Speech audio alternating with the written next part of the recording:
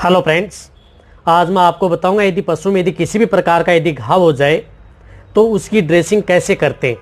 वैसे घाव कई प्रकार के होते हैं। यदि किसी भी प्रकार का यदि पशु में घाव हो तो उसकी ड्रेसिंग करने के लिए आपको किन किन चीज़ों की आवश्यकता होती है और किस विधि से आप उन पशुओं की ड्रेसिंग करनी चाहिए, इसके बारे में आज आपको मैं डिटेल से बताऊंगा। यदि वीडियो लंबी भी होगी तो वीडियो को आप स्किप करके मत देखना, वीडियो को आप पूरी देखना। यदि वीडियो पूरी देखेंगे तो आप पूरा प्रॉपर नॉलेज आपको मिलेगा। जिस तरह से आप इस चैनल को जितना प्यार, सब्सक्राइब, लाइक, शेयर कर रहे हैं, इसके लिए आप सभी लोगों को तहे दिल से धन्यवाद। आप देखो कौन कौन सी ऐसी चीज़ें उपयोग में लेनी चाहिए ड्रेसिंग के लिए, वो मैं आपको मेरी टेबल पर लेकर के मैं आपको चलता हूँ। जो आपको मेरी टेबल के ऊपर दिख रहे हैं ये सभी के सभी जो चीज़ें हैं वो यदि पशु में किसी भी प्रकार का जो घाव हो जाता है, यदि मैं आपको यदि लाइव भी दिखाऊं यदि पशु की घाव की ड्रेसिंग करते हुए, तो वो अलाउ नहीं करता, क्योंकि वहाँ पर यदि किसी भी यदि पशु में घाव होता है या किसी को भी यदि घाव होता है तो वहाँ पर ब्लड जरूर आता है। तो ब्लड आता है तो ब्लड दिखाई देता है, इसलिए ब्लड आना या खून दिखना जो यूट्यूब है वो अलाउ नहीं करता है। इसके लिए मैं आपको यहाँ पर ही मैं प्रैक्टिकली करके दिखा दूंगा और आप अच्छी तरह से समझ जाएंगे कि किस विधि से आप पशु की ड्रेसिंग कर सकते हैं। देखो, सबसे पहले तो मैं बताता चाहता हूँ कि यदि किसी भी पशु की यदि ड्रेसिंग करते हैं, यदि घाव लग जाए, चोट लग जाए, तो आप वहाँ पर यदि आप उसकी पट्टी करना चाहते हैं तो सबसे पहले आपके पास NS होना चाहिए, ये नॉर्मल सेलाइन, ये आपके पास ज़रूर रहना चाहिए। इसी साथ आपके पास नॉर्मल सेलाइन के साथ साथ आपके पास पोविडिन आयोडीन भी, जिस प्रकार से पोविडिन आयोडीन है, ये भी आपके पास ज़रूर होनी चाहिए। पोविडिन आयोडीन के साथ साथ आपको जिस प्रकार से हाइड्रोजन पेरोक्साइड, ये भी आपके पास होना चाहिए। साथ में ऑइंटमेंट भी होनी चाहिए, वो कॉटन वूल भी होना चाहिए, गोज भी होनी चाहिए, और इसी प्रकार आपके पास जो ऑइंटमेंट है वो तो होनी चाहिए, और आपके पास एक कैंची भी होनी चाहिए। देखो, अब क्या करना आपको, जब भी यदि पशु में यदि किसी भी प्रकार का यदि घाव है तो आपको क्या करना है, सबसे पहले उसको अच्छी तरह से NS से साफ करना है। देखो, अब मैं प्रैक्टिकल करके दिखाता हूँ। जिस प्रकार से ये घाव है, ये देख लो, ये सपोज करो ये घाव है। यदि पशु में यदि इस प्रकार का यदि घाव हो जाता है तो उसमें घाव होने के बाद में आपको क्या करना है, उसको आप अच्छी तरह से इस नॉर्मल सेलाइन से आपको अच्छी तरह से साफ करना है। नॉर्मल सेलाइन से साफ करने के बाद में आपको क्या करना है, अच्छी तरह से यदि आपके पास जैसे गोज हो या कॉटन वूल हो तो उसे अच्छी तरह से उस घाव को साफ करना है। किससे? इस कॉटन वूल से अच्छी तरह से साफ करना है, या आप गोज से भी आप साफ कर सकते हैं, लेकिन गोज के अंदर भी आपको NS जो नॉर्मल सेलाइन है वो डाल करके आप अच्छी तरह से साफ करें। इस बात का आप जरूर ध्यान रखें। यदि सपोज करो घाव के पास यदि पीला पीला जमा हुआ है, यदि पीला पीला यदि कोई आपको दिखाई दे तो आपको क्या करना है, उसको आपको जो हाइड्रोजन पेरोक्साइड आता है, हाइड्रोजन पेरोक्साइड, उससे क्या है कि आपको अच्छी तरह से उसको साफ करना है हाइड्रोजन पेरोक्साइड से। यदि वैसे आप डायरेक्ट जो घाव होते हैं उस पर जो आप हाइड्रोजन पेरोक्साइड है वो न डालें, उससे क्या है कि बुलबुले होंगे, तो उसके साथ आप पोविडिन आयोडीन आप मिक्स कर सकते हैं। इसमें थोड़ी पोविडिन आयोडीन मिक्स करके फिर घाव को आप अच्छी तरह से साफ कर सकते हैं। तो सबसे पहले आपको जो मैंने बताया ये तो करना ही करना है, और आपको जो मैंने बताया कि सबसे पहले आपको NS से धोना है, फिर आपको गोज या कॉटन वूल से आप उसको अच्छी तरह से साफ करना है। साफ करने के बाद में उसमें पोविडिन डालनी है, ये पोविडिन आपको उपयोग में लेनी है। जो पोविडिन उसके घाव के ऊपर डालनी है आपको। पोविडिन डालने के बाद में आपको क्या करना है, पोविडिन से आप अच्छी तरह से घाव को, जो ये गोज होती है उससे आप अच्छी तरह से चारों ओर अच्छी तरह से उसकी ड्रेसिंग कर देनी है। पोविडिन से ड्रेसिंग करने के बाद में आपको क्या करना है, कोई भी ऑइंटमेंट हो, जिस प्रकार से यदि आपके पास कोई भी ऑइंटमेंट होनी चाहिए जो घाव पर लगाने के लिए, जिस प्रकार से ये विरबेक की है, लोरेक्सन है, इसी प्रकार आयुर्वेद की जो हिमेक्स आती है, इसी प्रकार जो मैनकाइंड की जंबो ऑयल आती है, या कोई भी जो घाव को साफ करने के लिए ड्रेसिंग के लिए आपको वो क्या करना है, वो ऑइंटमेंट आपको इस घाव पर लगानी है।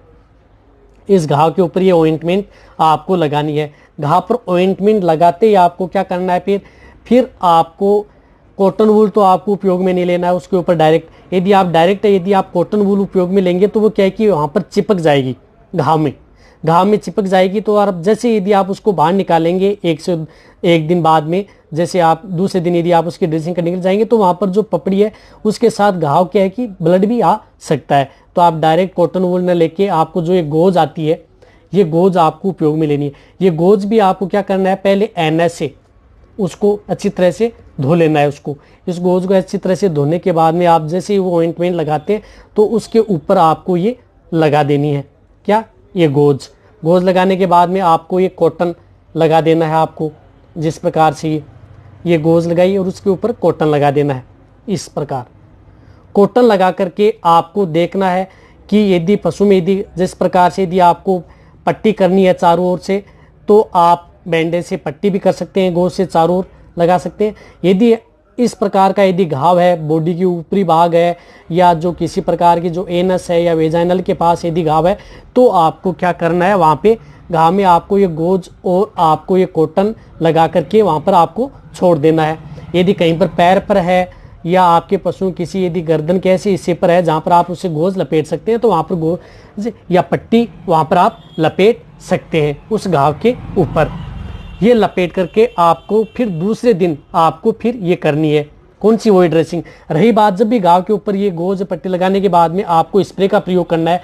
जिस प्रकार से आप स्प्रे कोई सा भी ले सकते हैं जिससे मक्खी न बैठे, जिस प्रकार से लोरेक्सन विरबे कंपनी का अच्छा स्प्रे है। इसी प्रकार जो मैनकाइंड का आता है हिलोकाइंड, ये भी उपयोग में ले सकते हैं, या जो नेचुरल का आता है टोपिक्योर प्लस, इनमें से यानी कोई सा भी स्प्रे हो जो अच्छा स्प्रे हो, जिस अच्छा रिजल्ट मिले।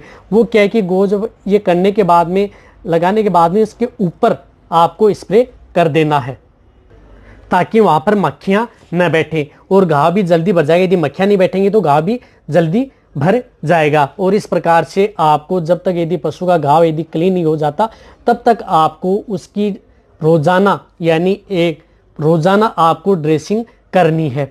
यदि आप भी न करें तो पशुपालक को भी कह सकते हैं कि इस विधि से आपको ये ड्रेसिंग जरूर करनी है। ड्रेसिंग वही जो मैंने मेथड से बताई है, इस विधि से यदि आप करेंगे तो पशु का घाव बहुत जल्दी ठीक हो जाएगा।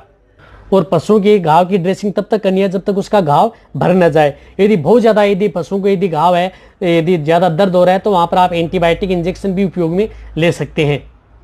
एंटीबायोटिक इंजेक्शन में जिस प्रकार से आप पेनिसिलिन ले सकते हैं, प्रेग्नेंट पशु है तो भी, नॉन प्रेग्नेंट है तो भी आप जिस प्रकार DCR ले सकते हैं। बड़े पशु में 2.5 ग्राम से 5 ग्राम के बीच में, और यदि उसको दर्द ना हो तो इसके लिए आप मिलोक्सिकेम जो इंजेक्शन है वो भी ले सकते हैं यदि पशु में ज़्यादा दर्द है तो, वरना आपको ये इंजेक्शन लेने की जरूरत नहीं। यदि आपको जल्दी रिजल्ट चाहिए तो आप ये इंजेक्शन आप उस पशु को लगातार 3 दिन जरूर उसको लगाएं यदि बहुत ज़्यादा घाव हो गया है तो ये इंजेक्शन और आप जो ये लें। ये इस प्रकार यदि आप करेंगे पशु का तो 100% आपको रिजल्ट मिल जाएगा। साथ ही साथ आपको CPM इंजेक्शन भी उपयोग में लें, साथ में आप 10 ml, और ये मिलोक्सिकेम यदि बड़ा पशु है तो 15 से 20 ml, छोटे हैं तो 3 से 5 ml आप इंट्रामस्कुलर उसको इंजेक्शन जरूर लगवाएं। यदि आप इस तरह से यदि आप उसका ट्रीटमेंट करेंगे और ये जो इंजेक्टेबल यदि लगाएंगे लगातार यदि आप उपयोग करेंगे जब तक यदि पशु का घाव सूख न जाए, तो आपके पशु को इस विधि से यदि करेंगे तो आपको 100% आपको रिजल्ट मिलेगा। तो आपको आप देखो क्या क्या रखना है, शॉर्ट तरीके से मैं एक और बताना चाहता हूं आपको। यदि अपने पास क्या क्या रखें, NS आप जरूर रखें, पोइडिन आयोडीन का आप जरूर प्रयोग करें, साथ ही साथ आपसे कॉटन और जो कॉटन वूल आती है उसका प्रयोग करें, गोज या बैंडेज का आप उपयोग करें, साथ में रखें। आपको जो ऑइंटमेंट आती हैं वो साथ में रखें। यदि ज़्यादा घाव है तो उसके अंदर आपको जो इंजेक्शन आते हैं वो इंजेक्शन भी आप साथ में प्रयोग लें। और रही बात आप यदि स्प्रे न है तो आप पशुपालक को स्प्रे जरूर लिख के आएँ कि ताकि वो स्प्रे करे ताकि उस पर मक्खियाँ न बैठें। अब आप अच्छी तरह से समझ गए होंगे जो मैं आपको अच्छी तरह से समझाया आराम से। इसी प्रकार यदि पशु में यदि घाव हो जाए, चमड़ी फट जाए या घाव 2 भागों में डिवाइडेड हो जाए तो उसमें आपको टांके कैसे लगाने चाहिए उसके बारे में मैं आपको आने वाली वीडियो में बताऊंगा कि टांके किस प्रकार घाव हो जाता है तो उसमें लगाए जाते हैं, या स्किन के 2 भाग हो जाते हैं तो किस प्रकार से उनको जोड़ा जाता है, उसके बारे में भी आपको आने वाले समय में ज़रूर वीडियो मिल जाएगी। यदि आपको यदि कोई वीडियो चाहिए किसी भी प्रकार के इंजेक्शन के बारे में या यदि आपको कोई भी इस प्रकार की यदि प्रॉब्लम यदि आपको दिखे तो उसकी भी वीडियो आपको मिल जाएंगी। यदि मेरी वीडियो ये अच्छी लगी है तो नीचे जाके कमेंट में लिखिए और अपने दोस्तों के साथ, पशुपालकों के साथ और मेरे जितने वेटरनरी स्टूडेंट हैं उनके साथ आप इस वीडियो जितना हो सके शेयर करें। मेरी वीडियो को आप लाइक करें, आपके एक लाइक से मेरे को मोटिवेशन मिलता है और मैं आपके लिए अच्छी से अच्छी और नॉलेजेबल वीडियो आपके लिए हर समय ऐसे लाता रहूंगा। इसी तरह से आप मेरी वीडियो देखते रहें, इसी तरह से आप मेरे को प्यार देते रहें। थैंक्स, धन्यवाद।